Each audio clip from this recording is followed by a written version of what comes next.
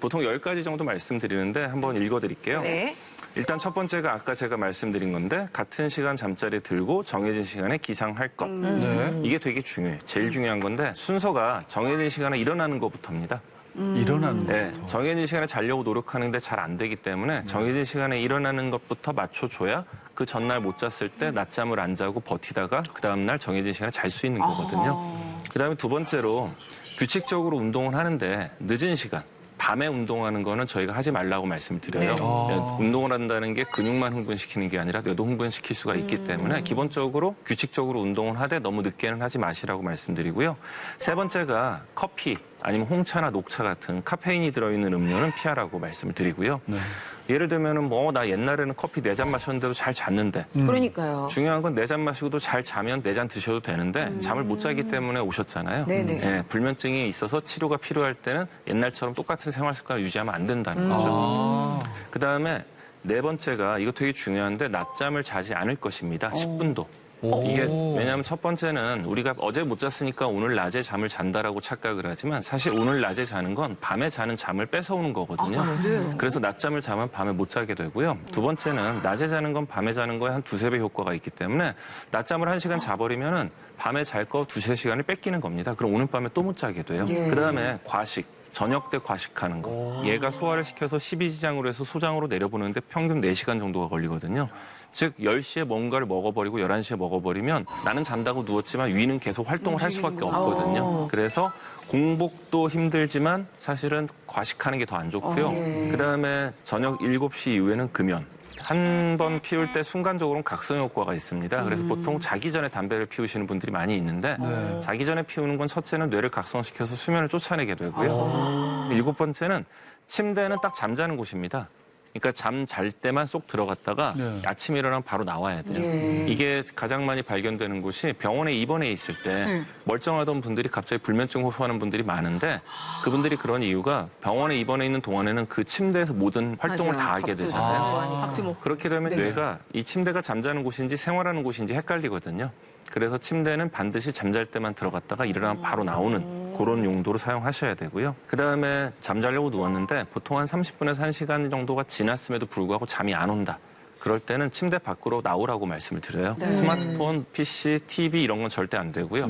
왜냐하면 그런 것들로는 내가 다 보고 싶어하고 재밌어하고 흥미있는 걸 보기 때문에 그런 걸 보는 순간 뇌가 흥분이 되고 각성이 되고 잠은 절대 오지 않습니다. 그래서 제가 주로 권해드리는 거는 침대 옆 협탁 같은 곳에 가장 재미없는 책들 있잖아요. 뭐 시집이라든지 아니면 산문집 아니면 자기계발서 이런 걸 놓고 침대 밖으로 나와서 의자에 앉아서 보다가 다시 졸리면 다시 침대에 들어가서 잠을 청하도록 그렇게 말씀을 드리고요. 그다음에 침대 근처에 시계 놓지 않는 것을 권해드리거든요. 왜요? 왜냐하면 누워서 시계 초침 소리를 듣는 분도 있고 내가 지금 몇 분 누워있지 왜 이렇게 잠이 안 오지 하고 자꾸 시계를 확인하는 분들이 있거든요. 그 순간에 당연히 뇌가 각성이 되니까 잠을 못 자고요.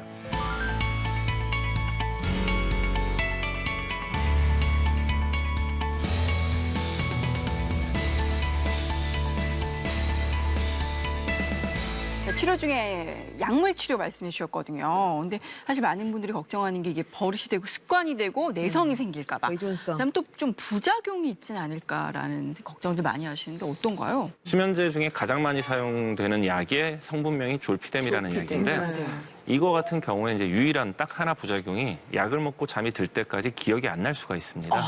그래서 간혹 가다가 내가 뭘 먹고 잔지도 기억이 안 나는데 먹고 잤다라든지 아니면은 누군가한테 하면 안 되는 전화를 했다든지 문자를 보냈다든지 SNS에 올리면 안 되는 거 올렸다 뭐 이런 것들이 간혹 얘기가 나오는 건데 이 약은 복용 방법을 명확하게 설명을 들으시고 약 먹고 바로 침대에 가서 누워서 잠을 청하셔야지 좀 이따 졸리면 자야지 하다가는 그런 실수가 가능합니다. 딱 부작용이 하나 있어요.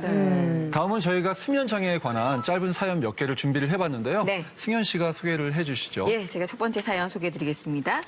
자, 저는 40대 남편을 둔 주부입니다. 저희 남편은 결혼 초부터 코를 많이 고는 편이었어요. 최근 들어서 피곤해서 이제 이 코골이가 너무나 심해졌습니다. 그런데 하루는 제가 무심코 자다가 눈을 떴는데 남편이 숨을 안 쉬고 있는 거예요. 깜짝 놀랐겠어요. 그래서 순간 너무 놀라 남편을 지켜보니 곧 다시 코를 또 드르렁 골며 잘 자더라고요.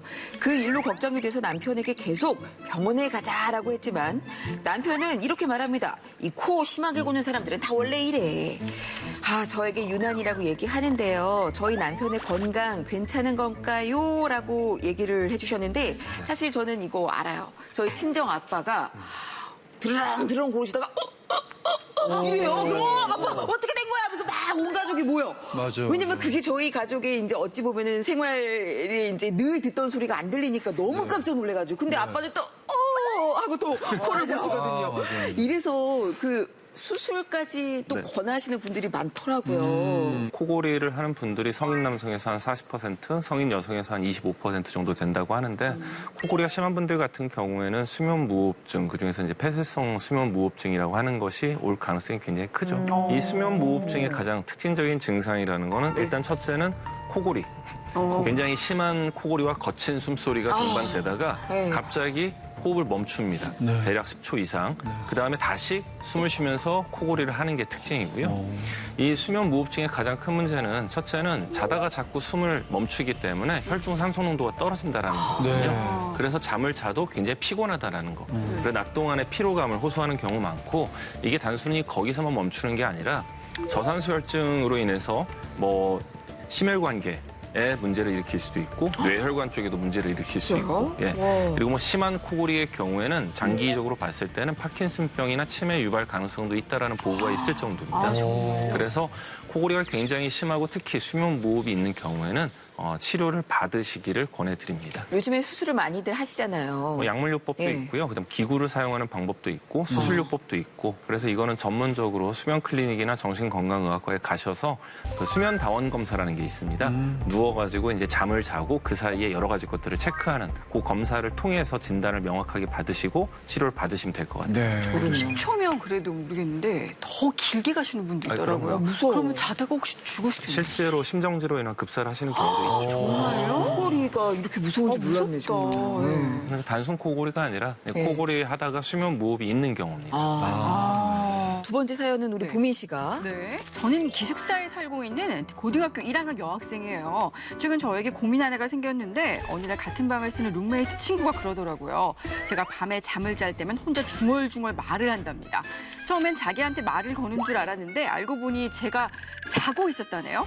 한 번은 친구가 제 말에 대답을 했더니 제가 대화도 했대요. 물론 저는 기억이 나지 않습니다. 그런데 친구 이야기를 듣고 나니 아니 뭐 제가 잘 때 저도 모르게 제 비밀이나 속마음을 잠꼬대로 얘기를 해버릴까 봐 이런 좀 걱정도 되고요. 이 잠꼬대를 고칠 수 있는 방법이 없을까요? 했어요. 가끔 뭐 우리 아들도 뭐 이렇게 말 걸어보면 대답하기도 하고 그러는데 자주 있는 일은 아니거든요. 그 잠꼬대가 가장 흔하게 나타나는 게 이제 렘수면 행동장애인데 네. 쉽게 말하면 우리가 잠에 들게 되면은 비렘 수면이라는 걸 하다가 이제 숙면이 점점 되면서 렘 수면이라는 것을 합니다. 예. 렘 수면 때는 어떻게 보면 알 수 있냐면 자고 있는 사람 눈을 보고 있으면 사람이 잠은 자는데 눈이 막 빨리 움직이거든요. 맞아요. 네. 그게 렘 수면 때인데 보통 그 렘 수면 때 우리가 꿈을 꿔요. 원래 하룻밤 사이에 우리가 4-5번에서 5번 꿈을 꾸는 게 정상적입니다. 근데 렘 수면이 끝난 이후에 비렘 수면 때 더 숙면을 취하면서 이 렘 수면 때 꿈을 다 잊어버리는 거거든요. 근데 어젯밤에 꿈 꿨어는 뭐냐? 마지막 렘 수면 중에 깨버렸을 때 그때 꿈을 기억을 하는 거예요. 근데 이 렘 수면 때 꿈을 꾸면서 우리 뇌는 돌아가는데 이 뭐 뇌에서 마치 이게 지금 꿈인지 뭔지 몰라서 이걸 행동으로 옮기면 위험할 수 있잖아요. 네. 그렇죠. 그래서 렘 수면 때는 우리 몸을 다 마비시키는 특정 물질이 분비가 됩니다. 그래서 사람이 꿈을 꾸되 뇌로 활동을 하는데 몸은 안 움직이는 건데 네. 이게 고장이 난 거예요. 이게 좀 부족하구나. 그러다 보니까 잠은 자고 있고 그래서 뇌는 렘 수면 때 꿈을 꾸고 있는데 이게 말이나 뭘로 나오는 경우 아니면 심하면 행동까지 나오는 경우가 이제 렘 수면 행동 장애라고 합니다. 네. 근데 잠꼬대가 이런 렘 수면 행동 장애 때 가장 일반적으로 나타나는 거예요. 네. 근데 문제가 이게 심해서 말하는 것뿐만 아니라 행동까지 막 너무 움직여서 옆에 사람을 다치게 한다든지 혹은 본인이 다칠 가능성이 있다 할 때는 아까 말한 그 수면 다원 검사라는 걸 해봐서 지금 이게 어떤 상태고 이유가 뭔지를 찾아볼 필요는 분명히 있고요. 예.